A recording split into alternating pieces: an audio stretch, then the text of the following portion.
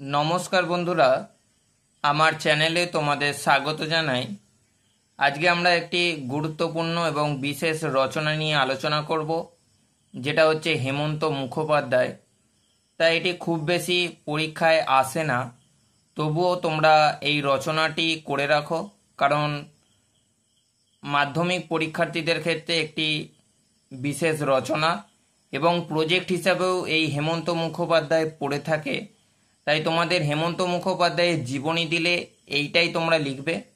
আর তোমাদের যদি কোনো পরীক্ষায় বা প্রজেক্ট হিসেবে আসে, তাহলে তোমরা এই রচনাটাই লিখে দেবে, যেটা হচ্ছে ওপরে হেডিং করবে হেমন্ত মুখোপাধ্যায়।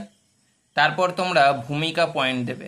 আধুনিক বাংলা গানের কথাশিল্পী হিসেবে যাত্রা শুরু হলেও হেমন্ত মুখোপাধ্যায়ের এর সমধিক পরিচিতি সার্থক সুরকার এবং সফল সঙ্গীত পরিচালক হিসেবে।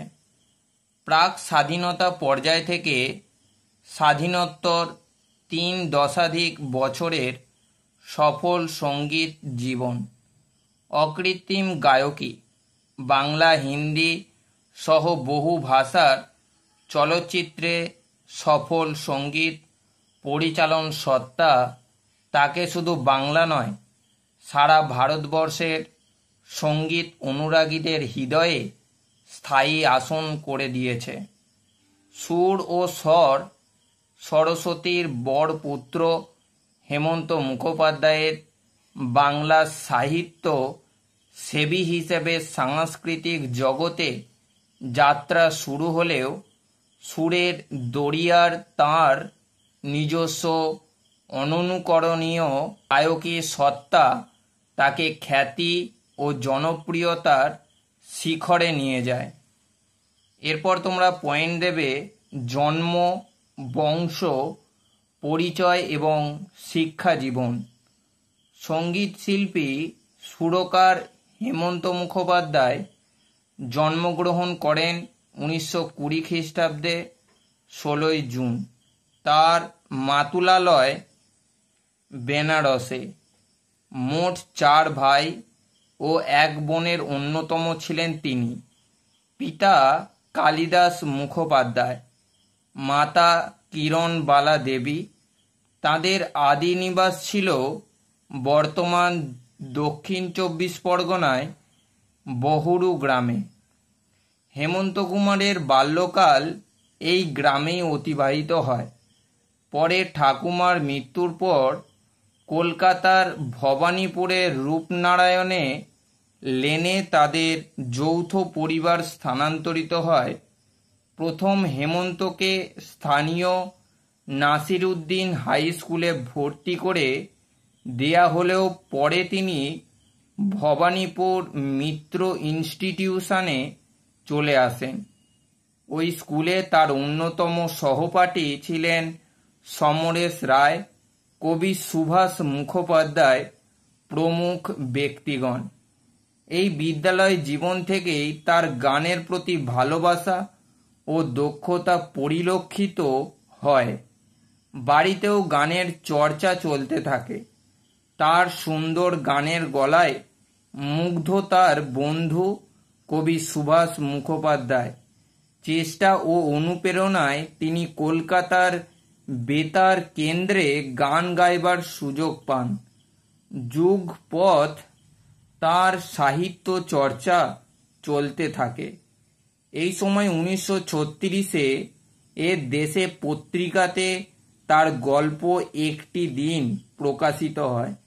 যথাসময়ে প্রথম বিভাগে ম্যাট্রিক পরীক্ষায় উত্তীর্ণ হয়ে ইঞ্জিনিয়ারিং কলেজে ভর্তি হলেও ওই পেশাগত বিদ্যার্জন বেশি দূর অগ্রসর হয়নি। ততদিনে তার সঙ্গীত জগতে স্থান নির্ধারিত হতে বসেছে। 1937 খ্রিস্টাব্দে HMV কোম্পানি থেকে তার প্রথম আধুনিক গানের রেকর্ড বের হয়। এরপরে 1938-এ তিনি পড়া ছেড়ে দিয়ে গানেই পুরোপুরি মনোনিবেশ করেন। এরপর তোমরা পয়েন্ট দেবে সুর সরস্বতীর বরপুত্র হেমন্ত। বাংলা আধুনিক গান এবং রবীন্দ্রসঙ্গীতে অনবদ্য কর্তৃত্ব স্থাপনের পাশাপাশি তিনি ভারতীয় গণনাট্য সংঘে যোগদান করেন।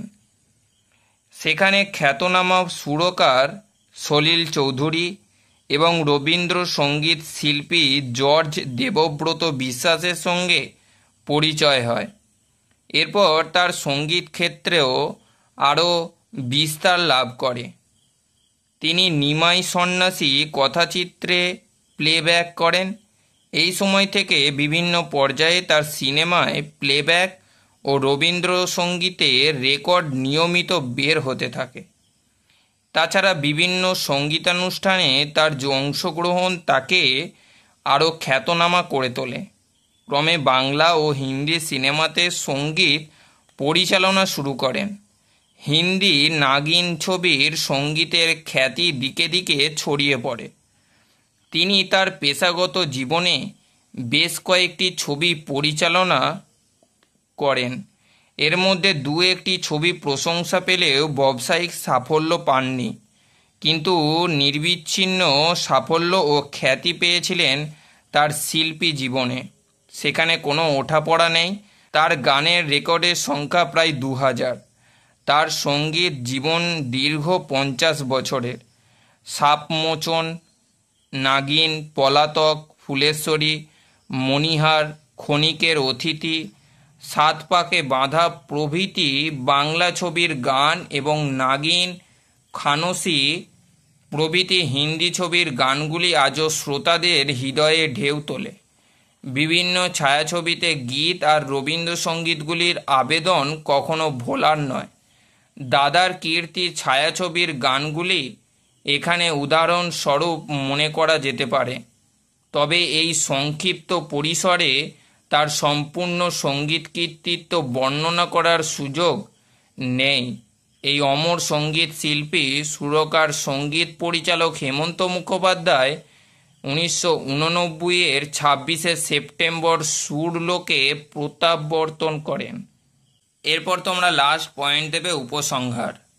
জীবনে মরণের সীমানা ছাড়ায়ে আজ তিনি অমর্ত্য লোকে, কিন্তু জীবনের শতবর্ষ স্পর্শ করেও রেকর্ড, সিডি, ক্যাসেট, বেতার, দূরদর্শন ও আরও অন্যান্য প্রচার মাধ্যমে আজও তার অমৃত কণ্ঠ সুধা বর্ষণ করে চলেছে তার অসংখ্য অনুরাগীর কানে।